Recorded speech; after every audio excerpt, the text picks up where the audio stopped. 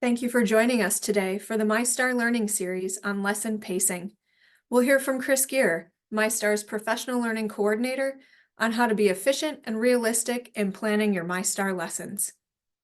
So I'd like to spend a little time asking you to think about expectations. So what do you expect of yourself, and what do others expect of you, admin, parents, whatever. And then we'll talk about lost days. How many days do you really lose in a year? Why is it so hard to get through? We're going to talk a little bit about slow thinking, and that's a really interesting concept. It's a very common issue across the country, teachers teaching NGSS aligned curriculum, not just MyStar, that things seem to be going slow. These units are slow, the lessons are slow. So we'll talk just a little bit about that. And then we'll decide if, the MyStar planning suggestions are really realistic or not. We'll talk about, what else are you doing that might be making things take longer. Might be great things that you're doing, but just you need to adjust your expectations for that. And then I'll give you a little time in a couple of, we'll go into breakout rooms, and I'm going to give you an example, couple of weeks planned out, and or an example of a couple of lessons, I should say, in a calendar for a couple of weeks. And I'm going to ask you to work with your group and kind of think about realistically, what can you get done day to day to day. And I was going to do this by grade level because we did have 28 people or something like that signed up today, but we didn't quite get that many. So I don't want anybody stuck in a room by themselves. So I'm going to change this to, we'll just do team 1 and team 2, and we'll do two breakout rooms. So I'm going to put you in breakout rooms in just a minute, and I'm going to ask you to, say hello to those 4 or 5 people you're in the breakout room, introduce yourself, take a minute or so to do that. And then on either slide 9 or 10, depending on if you're in room 1 or 2, if you would have somebody in your group record, what are some things that teachers, you and your colleagues, expect of yourselves? So what expectations are you setting for yourself? And then what do you know that other people expect from you? And that could be administration, could be parents, could be kids. What are others expecting of you? And so let's kind of just think about what are those expectations in terms of pacing, getting through material at a certain time. All right, so I'm going to go ahead and open up the breakout rooms. And again, introduce yourself and have a little chat about expectations, and have somebody from your group just record on the slides what you guys come up with. All right, welcome back, everyone. Thanks for your time thinking about that. What are people expecting, right? What are they expecting of you? What are you expecting of yourself? And so see things about, teachers expect themselves to use the curriculum with fidelity and add resources if appropriate, and to do what's best for kids. Others are expecting them to complete at least 4 units, at least. Yeah, that's going to be tough. And blocks can be helpful on lab days. And then team 2, again, others are expecting 4 units during the year, but kids don't have prior knowledge. You're adding extra things. Kids are wanting to get through this quickly, and jumping into quick conclusions and coming up with misconceptions.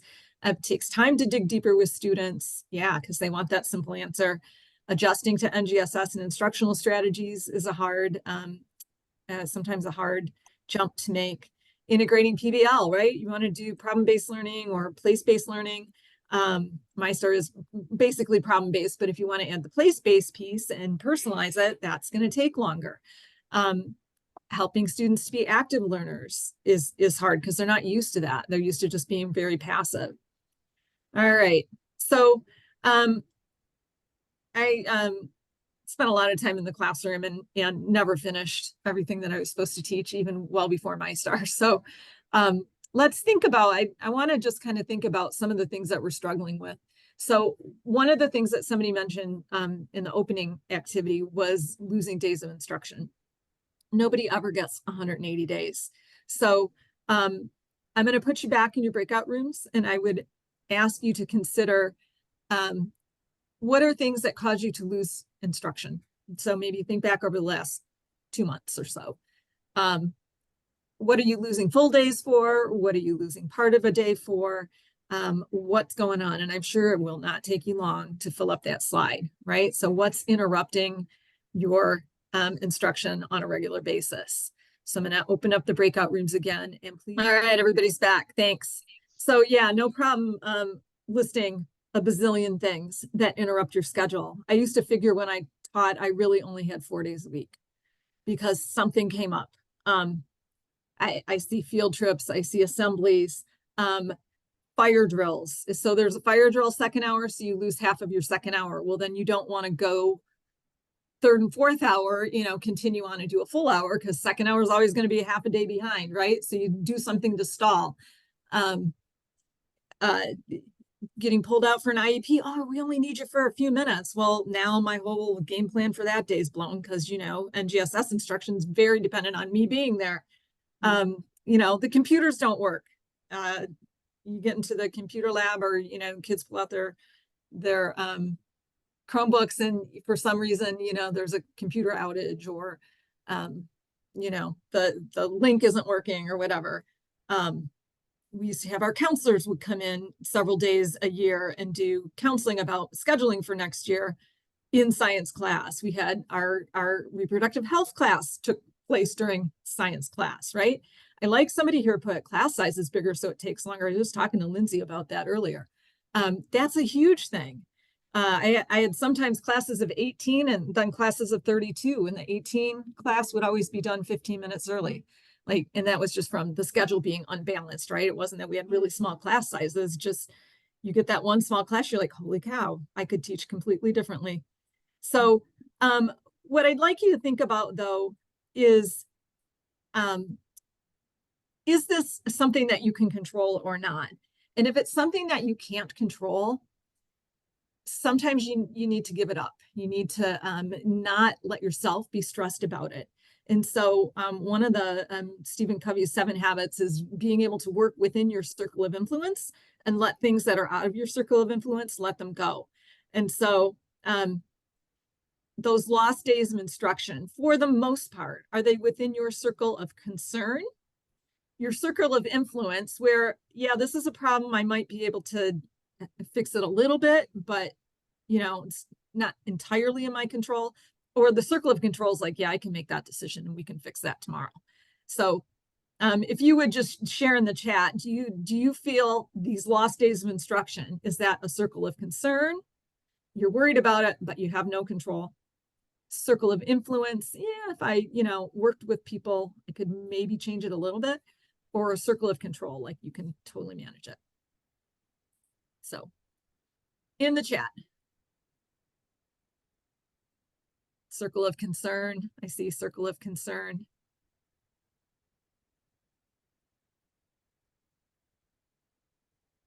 Yeah, some of you are on phones. I know it's hard for you to respond in the chat. But I would, yeah, concern. I would entirely consider that circle of concern. It's a wide range of concerns, but we do not have control over that outcome. One of the wisest people I worked with, she was an English teacher when I first started teaching. I would be all flustered because I'd have this fabulous lesson planned, and then my principal would decide, yeah, we're going to do an assembly third hour. Like, what? And she was like, Chris, it's the will of the organization. You have to let it go. It's the will of the organization that you don't teach science today. You got to let it go, right? So it just goes against all of those expectations that we have for ourselves and that we think other people have for us. It doesn't fit, right? But it's the will of the organization. So you have to let it go. And you may need to communicate a little bit with your administrator if they start giving you a hard time about not getting through, all the things you're supposed to get through. One of the other struggles that, came up quite a few times in terms of expectations and stuff is this idea that the units are going slowly and that the kids don't want to go that slow, right? They want to jump to quick conclusions. They don't want to take the time to dig in. So we know that phenomena-based learning takes time. The students are generating questions. They're using science practices. They're using cross-cutting concepts. They're gathering their own evidence. We're not just giving it to them. They're sharing their evidence. We're not just telling them the answers. They're constructing explanations in their heads, right? As a group. We're not just telling them and giving them notes and telling them to memorize stuff. And then they have to apply all of that things that they've learned in another context to solve that unit challenge, because it's good for them to do that, to think that hard. But they're not always used to that. So MyStar has been working with Christy Morrison-Thomas, who is from Michigan State, and she has some really interesting research around phenomenon-based instruction and why does it feel slow. She calls it phenomenon fatigue. And it's not just MyStar, it's showing up in NGSS classrooms around the country. And she has pulled on this ideas from this book by Daniel Kahneman. It's, I don't know, 10 or 15 years old, actually. And he wrote it as an economist. And it's about fast and slow thinking and how do people make decisions. But it really ties in nicely with science instruction and doing science, right? So you have two neurological models going on, two systems going on in your head all the time. You have this fast thinking system, and then you have a slow, effortful thinking system. And the fast thinking system serves us very well for day-to-day decisions. Should I have chocolate ice cream or vanilla ice cream? Which color shirt should I wear today? Those, quick things. You're making those decisions often with incomplete information, but it doesn't matter, helps you get through the day. And then this slow, effortful thinking, when it's high stakes, or we want to really make sure that we're getting it right, we want to engage in slow thinking, but kids aren't used to that. Lindsay's actually reading the book. I haven't read the book because it's quite academic. But Lindsay, do you want to share with me? We were talking briefly when you guys were in the breakout room about that fast thinking piece. Yeah. So we noticed one of the groups said, kids think they know what will happen and they almost manipulate their thoughts into fitting what they believe. And that's really that fast thinking. And in the book, they use this term called what you see is all there is. And even as adult learners, we're guilty of just taking some of the facts and creating some explanation about it that is kind of coherent in your brain, but it's often not taking in maybe the relevant information or the most important information. And that's often where those misconceptions come from. And so we almost have to train our brain to slow down and think, does this make sense? And often our kids don't want to do that. Yeah. So if your kids are struggling and kind of fighting you and saying this is taking too long and this is too slow, and some of that is because by the nature of scientific thinking, you're asking them to do stuff they're not used to. You're asking them to think hard. You're asking them to think slowly with effort, and they're not used to it. So this is from the book, the features of fast and slow thinking. And so if you think about that in terms of science, in terms of scientists in the real world and who are practicing science, you want the people practicing science to be using slow, effortful thinking, right? They want it. They want it to be intentional, or you want them to be intentional. You want them to analyze patterns in data and acknowledge uncertainty and things like that. But kids are used to thinking in that fast, intuitive thinking column all the time. And so you're asking them to slow down and think harder, and it's a struggle for them. But science practices help slow down thinking. And by making your kids do that, you're giving them a gift. You're helping them learn how to switch to that slow, effortful thinking when they need to. And one of the most interesting things that I found from Christy's work is she actually did research. She found a number of high schools in Michigan using carbon time, which is the one of Michigan State's high school curricula. And they interviewed teachers who were using this carbon time. So they're using an NGSS aligned curriculum. But she found as she talked to teachers, teachers thought of themselves in kind of two different ways. She found teachers who thought, saw themselves as, I'm somebody who I help my students be active, motivated learners. And those students need a fast pace and interesting activities to keep engaged. And then she talked to teachers who are using the same curriculum, also, great teachers doing a great job. But they described themselves as, I'm helping my students make sense of phenomena through three-dimensional experience. And they believe that their students are capable of complex reasoning, and they like to achieve scientific understanding. So she kind of said, hey, this is kind of like fast thinking and slow thinking, right? And she had apparently a bunch of undergrads who were available to crunch numbers, but they looked at pre and post tests for the carbon time curriculum. And what they found was, even though these teachers were dedicated, using the NGSS curriculum, thought they were using it with fidelity, kids liked them, parents liked them, everybody was happy, basically. The test scores were different. So the teachers who had adopted that, hey, it's okay to make kids do slow thinking attitude, had higher learning gains. So that's one of the things that we're struggling with. And that's another thing that I would suggest, maybe we need to adjust our expectations, and maybe we need to help our administrators and parents understand that we're asking kids to use slow thinking, that it's going to take more time, but they're going to learn more. So in terms of NGSS instruction being by its nature slow thinking, is that something that's in your circle of concern, circle of influence, circle of control? Please let us know in the chat what you're thinking.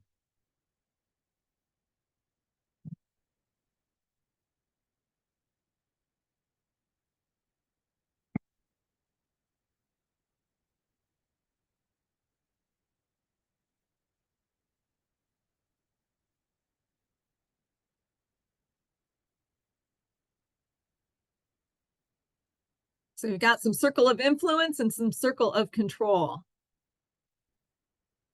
Somebody who said circle of control, would you like to share what your thinking is around that?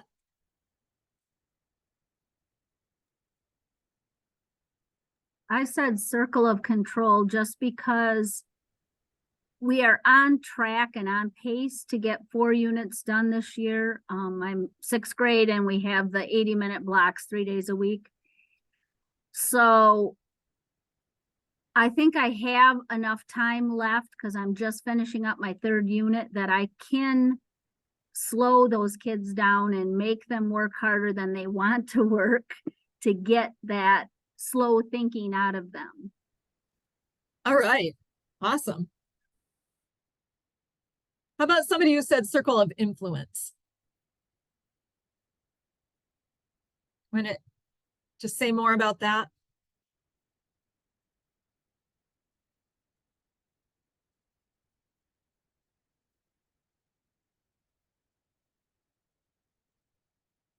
For mine, I said influence because I do feel I have some control over it.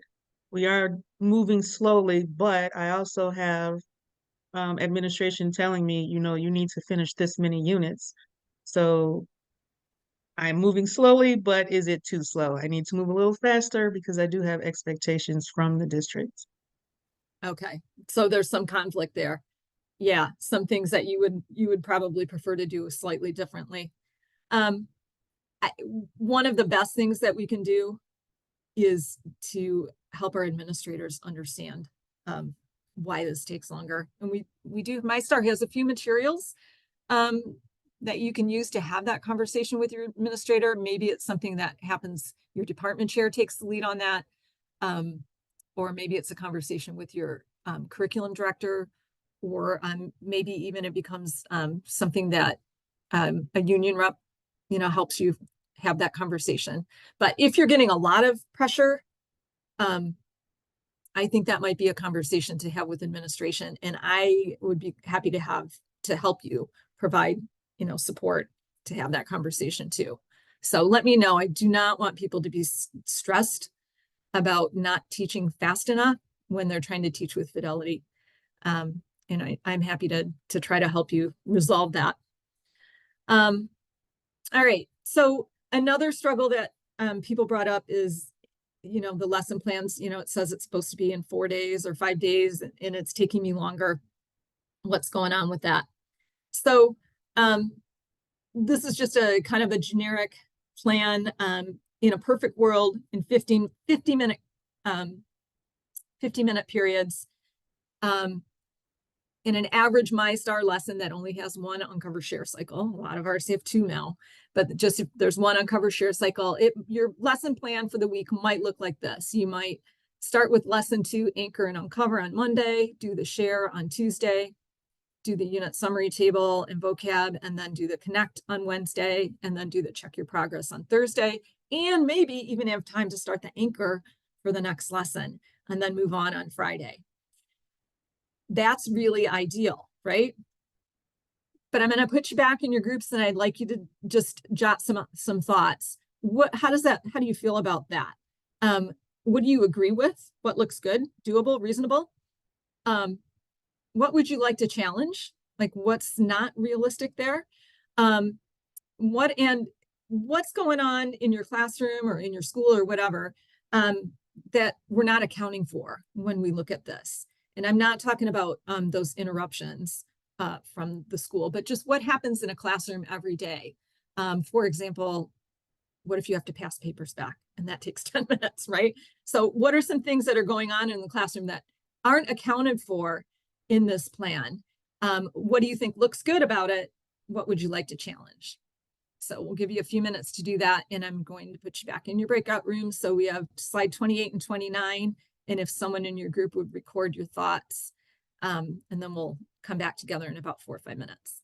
All right, everybody, welcome back. So lots of good thoughts here. Lindsay and I are watching what you're writing, and I'm telling her all my classroom stories. So team 1 says they agree that the lessons take longer than stated and do not line up with our class length or block schedule. Yeah, when you're doing the curriculum development, you got to pick something that seems like about average. But I know in my career, we went everywhere from 44 minutes to 60 minutes. I know we never did block scheduling, but if you do block scheduling, that's going to look a lot different too. So yeah, the MyStar estimates are going to be off. And not just for that reason, but for that reason, that's one reason. Team 1 says they would like to challenge the timing recorded is not always accurate for my teaching style. Yeah, so if you look at this, there's a whole lot of stuff that's not accounted for, right? So this is what you need to do maybe in an ideal world with perfect kids to do those 5 phases. But all the other stuff that happens with teaching is probably not accounted for there accurately. And it's hard for MyStar staff to estimate because, again, it involves teaching style, how many kids you have and what type of kids you have and what they come to you with and a lot of other things. So accommodations for special ed and ELL students aren't built into there. Addressing prior knowledge isn't built into that, right? So what if you have to stop and do an off-the-shelf lesson because your kids have never had system modeling in elementary school? Or, what if you want to use those analysis questions and take a whole class period to go over them and show kids how this 3-dimensional assessment is designed? Or what if you give that check your progress and you grade them and you pass them back? I was telling Lindsay, I was so dumb. I would plan this perfect plan and I would never leave time to just pass back papers and review, the check your progress and make, and then if you want kids to reflect on it or make corrections or something, that's going to take more time.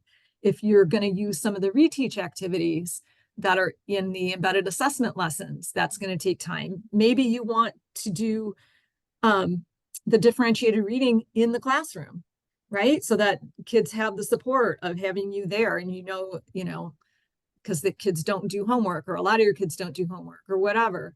That's going to add a day to every lesson. And it's not bad. I mean, that's a good thing to do, but it's not going to be the 3 to 4 days or 4 to 5 days that's, listed on the lesson plan. It's easier to plan when you know about all of the resources. Yeah. It's hard to make an accurate plan when you're not used to looking at that big picture of everything that you're really going to be thinking about. So again, all those resources like reteaching and differentiated readings and things like that.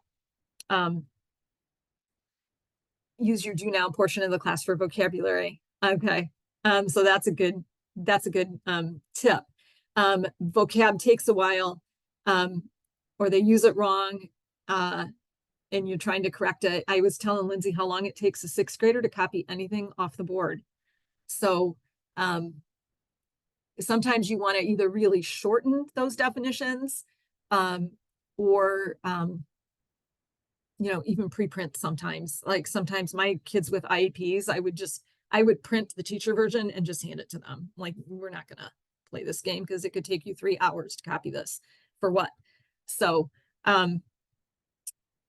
yeah, sometimes that stuff, and you don't maybe learn that until you've worked with that group of kids for a while, like, oh, copying's not going to go well. So putting the definitions up on the board, that's going to be tough. Sometimes the gallery walks and the sharing and the consensus discussions take longer than you expect too, right? Kids have great things to say. Sometimes they can get off base, and if you're new at this or you're a new teacher, maybe you have a hard time reining them back in, and then you can get better at that. But sometimes you're a master teacher and these kids are really into it and you don't want to cut them off, right? So yeah, sometimes that can vary. What we're not accounting for is those interruptions. It's not a full week of school. When do you take attendance? I used to always get yelled at because I'd forget to take attendance. I'm like, I was teaching. I was excited about my teaching. I forgot about attendance. But the office didn't like that. They were pretty mad that I didn't do attendance. So the anchor lessons don't always have enough. Yeah, sometimes they have a lot, right? So you can't always count on the anchor lesson being 10 minutes. I used to fall into that trap. I'd be like, oh, it's the anchor, it'll be 10 minutes, before I'd actually looked at it and found out that it was actually a hands-on activity and it was not going to be done in 10 minutes. Transitions. I was telling Lindsay the original MyStar lessons were following the NGSS philosophy of you would get out that unit summary table after the uncover and write down what you did. And then you would get it out again at the end of the share. What did we learn? And then you would get it out again at the end of the connect. How does this connect? And I never did that. We got it out once a lesson, because that transition time, like, you just lose so much time in those transitions. And the transition times are not accounted for necessarily in the MyStar estimates. So group creations and movement into new groups, right? Yes, that can take forever. So, at the end of the day, I want you to be a little easier on yourself. Maybe think about this ahead of time when you do your planning, so that you don't feel bad that you set these expectations for yourself and you didn't meet them. Part of the problem is these expectations aren't taking into consideration all of these things, which vary for teachers in different situations. But you need to know that and maybe cut yourself some slack and give yourself some grace. Last activity we're going to do before I break you back into groups to do a practice planning session is I'd like you to think about, what do you add as supplements? And so, and I wasn't even thinking here of things that are extra resources that are in MyStar, like, the differentiated reading guides, or you might use an off-the-shelf lesson or something. All of those things would also count. But I'm thinking of things you pull in from outside of MyStar, good or bad, no judgment. Just, are you using these things? And if you are, how much time is that taking? So I hope you appreciate my little, please consider the following, because Bill Nye is kind of my hero. He basically got me through my 25 years of teaching. So in the Jamboard, though, I listed these things. Are you using Brain Pop or Quizlet or Kahoot or current events, or just throwing in an old favorite lab because you know kids love it? Some other fun related activity? Are you using vocab quizzes or other kinds of quizzes that you're adding? Are you adding a test review game, or are you having your kids take notes formally? You know, are there things that you're adding? And again, not judging that this is good or bad necessarily, but just that it is going to take time. So please go ahead and jump in that Jamboard and just drag a green check mark if it's something that you're using. And if there's something that you want to add, you know, you can grab a yellow sticky and add it too. But what are you adding to your MyStar lessons? All right, so slowing down a little bit, but this is there's only 7 or 8 of you here, and that's a lot of additions, right? So you're adding, and I love me some Bill Nye, right? We had Brain Pop in my district. We had a subscription. I loved Brain Pop. I did the current event stuff on the solstice and the equinox days. And, you know, if a volcano erupted or whatever, you know, we'd take 5 or 10 minutes and talk about, or, you know, something happened locally. There was flooding, or, you know, sometimes it was related to the unit. Sometimes it was just a really cool thing going on. I certainly hope, you know, you're going to think about addressing the eclipse in April. And we're actually coming out with off-the-shelf lessons on eclipses and moon phases in about a week. So, you know, that to me would, as a science teacher, that's a completely legitimate time to just, you know, stop and take some time and think about that, because it's really real life happening in kids' lives. But all that stuff's going to take time, right? So, you know, maybe there are things that entertain your kids, you know, lab activities and stuff that you just can't give up, old favorite stuff. But that means if you find that it's May and you've only gotten through 3 units, maybe that's why. Doesn't mean your kids didn't have a great science experience and learn a ton of stuff and they're going to be just fine. But your expectations were that somehow this was magically going to happen and it didn't. That might be why. You know, that stuff happens. I was telling Lindsay too, while you guys were in your last breakout room, teaching an NGSS curriculum is exhausting. Teachers are on. If you just do all those 5 phases and start over and do 5 more phases and do 5 more phases, you're on every hour, all the time. And it's a fantastic way for kids to learn. But as a teacher, sometimes you just need a day to do grades, right? Or you need a day, you know, to plan the next unit and you haven't had time, and, you know, you had to sub on your prep. And, you know, when I had to sub on my prep, I was like, all right, it's a movie day. That's the will of the organization.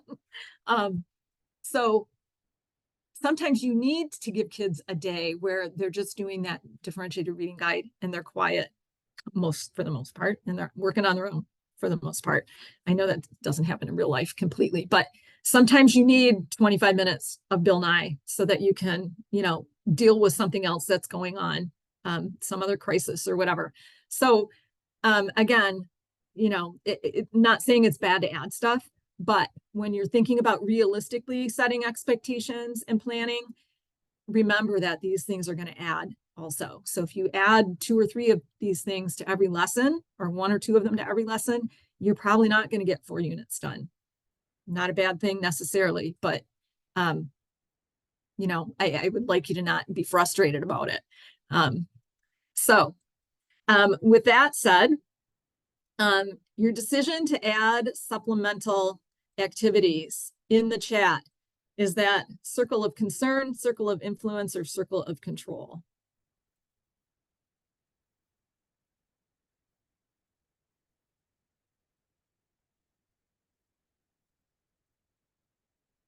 Yeah, lots of consensus.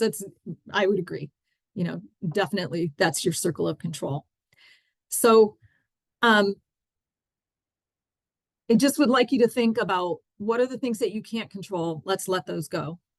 What are the things that we can control? And maybe we want to just accept that those are things that we want, and plan accordingly.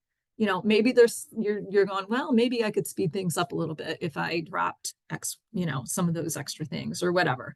Or I got a little faster at, you know, having kids with pre-printed, you know, vocabulary or something. But I just would like everybody to feel comfortable at the end of the day, end of the week, end of the semester, right? So MyStar has been hearing from teachers, you know, since the beginning that these units are long. They seem really long. There's some redundancy. There's, you know, maybe it's choppy. It doesn't flow quite as well, et cetera. So as we've enhanced our units, and they'll all be done by August, by summer, all of them. Right now, 12 of well, 15 of them are done because we published 3 more this week. But the enhanced units do have fewer lessons. We look for ways to combine. Sometimes we put in an extra uncover share in one lesson. We got rid of a whole nother lesson. That saves you some time. The assessment team heard you loud and clear. They've made the assessments shorter. They recommend you don't have to give the whole assessment, you know, select what works for you. We've done things to try to help the storyline to be more coherent, and the navigation guides to help you remind kids and explain to kids and keep them engaged so they don't get too tired and you know, and get frustrated.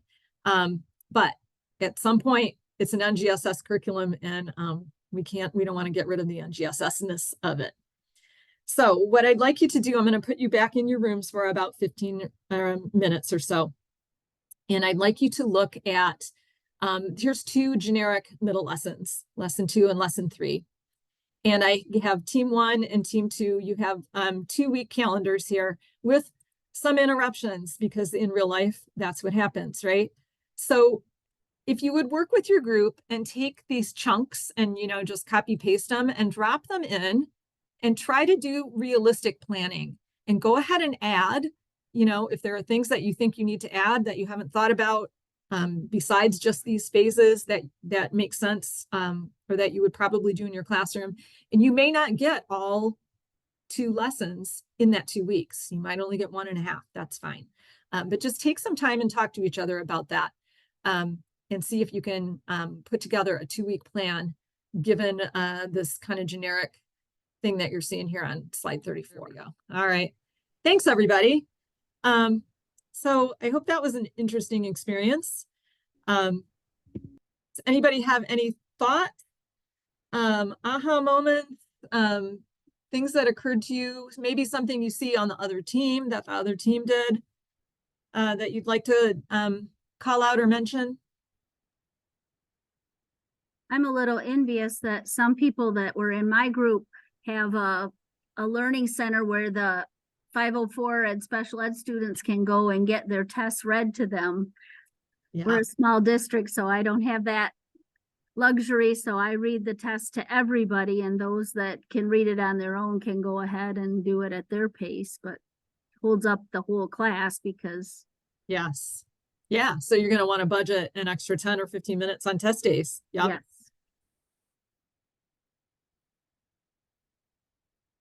Anyone else?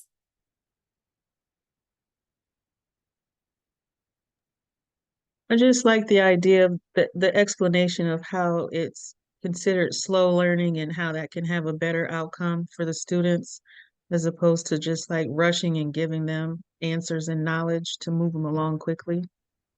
So I think that was a good explanation. Yeah, we did a whole learning series on that earlier in the year, because I was absolutely blown away by that too. In fact, I heard Christy speak to another science group, and I asked her to come and speak to the MyStar team. I was like, you guys need to hear this. This is kind of amazing. So yeah, because it, you know, we have phenomena fatigue. You know, kids are like, this is slow. Teachers are like, this is slow. Like, yeah, some of it's by design. So anyone else?